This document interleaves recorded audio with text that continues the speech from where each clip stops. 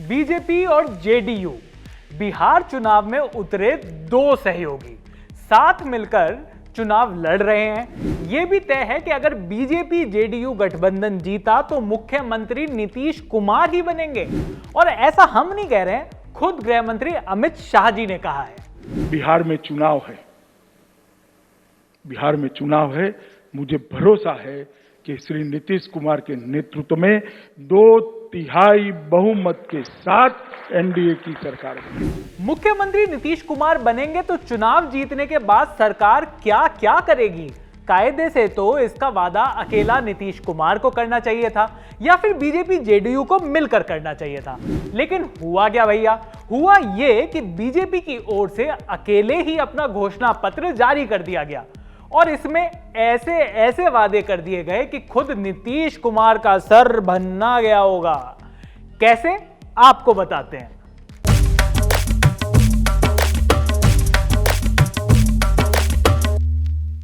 BJP की ओर से संकल्प पत्र जारी करते हुए बिहार बीजेपी के प्रदेश अध्यक्ष संजय जायसवाल ने कहा कि बीजेपी सत्ता में आने के बाद 19 लाख रोजगार देगी।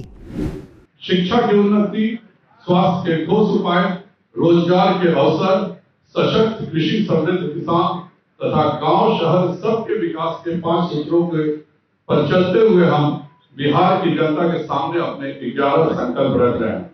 इन 11 संकल्पों से न केवल 19 लाख रोजगार के नए अवसर मिलेंगे, बल्कि हमारी 1 करोड़ महिलाओं को भी आर्थिक आत्मनिर्भरता प्राप्त होगी। लोकसभा के चुनाव में भाषण दिए, वादा किए, एक वादा पूरा किया क्या कि जो बोलेंगे बाद में उसको जुमला घोषित कर देंगे, क्योंकि भारतीय जनता पार्टी का असली नाम अब हो गया भारतीय जुमला पार्टी। भले ही बयान पुराना है, लेकिन है तो सीएम नीतीश कुमार का ही।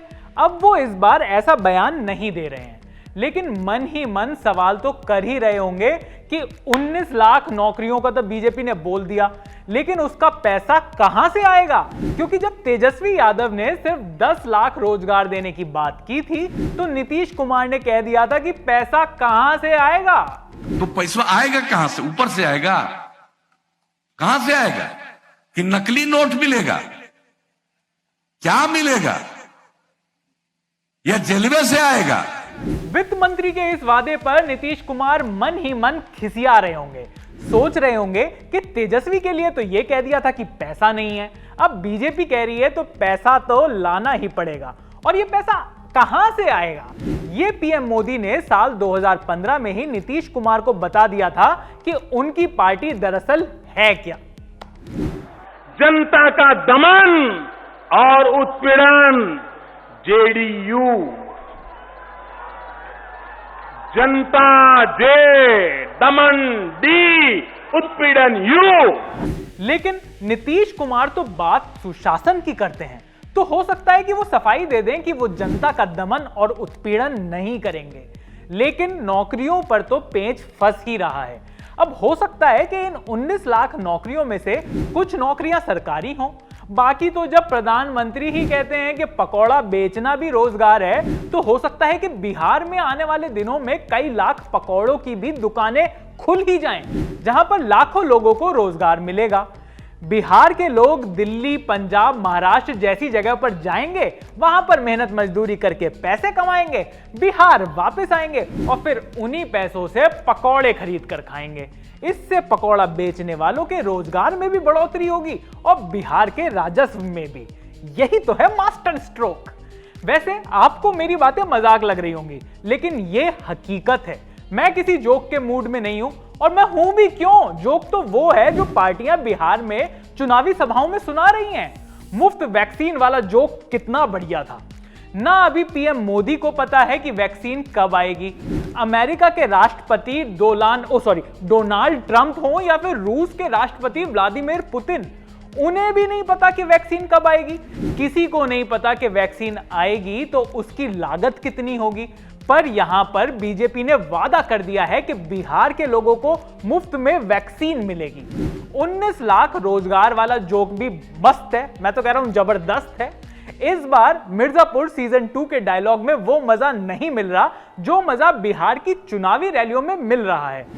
बाकी बात बिहार में चुनाव की हो और डिप्टी सीएम सुशील मोदी की बात ना हो तो बात अधूरी ही रह जाएगी भैया। इसलिए आपको दिखाते हैं उनका एक भाषण और फिर उनका एक जबरदस्त ट्वीट। पहले भाषण सुनिए। इतनी बड़ी भीड़ देखकर लगता है कोरोना तो भाग गया। कहां है कोरोना? और ये बिहार है मित्रों। हम लोगों ने जो बेहतर इंतजाम किया उसी का परिणाम है कि बिहार में केवल 950 लोगों की मृत्यु हुई है। दुखद है। और अब देखिए वो ट्वीट। बिहार के deputy CM Sushil Modi corona positive हो गए हैं, पटना एम्स में भर्ती हैं। माने कोरोना भागने वाली बात सिर्फ जोक थी, असल में कोरोना है और उसकी चपेट में आने से बड़ा आदमी भी नहीं बच पाया है। और जोक सुनने हो तो बिहार का इक्वेशन देख लीजिए। जेडीयू बीजेपी के साथ है, एलजेपी के साथ नहीं। लेकिन एलजेपी बीजेपी के साथ होने की बात कह रही है, जेडीयू के साथ नहीं। आरजेडी ना तो जेडीयू के साथ है और ना ही एलजेपी के। लेकिन आरजेडी कह रही है कि एलजेपी नेता चिराग पासवान के साथ गलत हुआ। और इन सब के बीच एलजेपी, जेडीयू और आरजेडी की यह तस्वीर भी सामने आ जाती है जिसमें तीनों नेता एक साथ बैठे दिखते हैं, तेजस्वी, नीतीश कुमार और चिराग पासवान। भले ही तस्वीर शोक सभा की हो, लेकिन एक तस्वीर में 1000 शब्दों से ज्यादा कहने की ताकत होती है। बाकी तो आप सोचते रहिए कि ये रिश्ता क्या कहलाता है।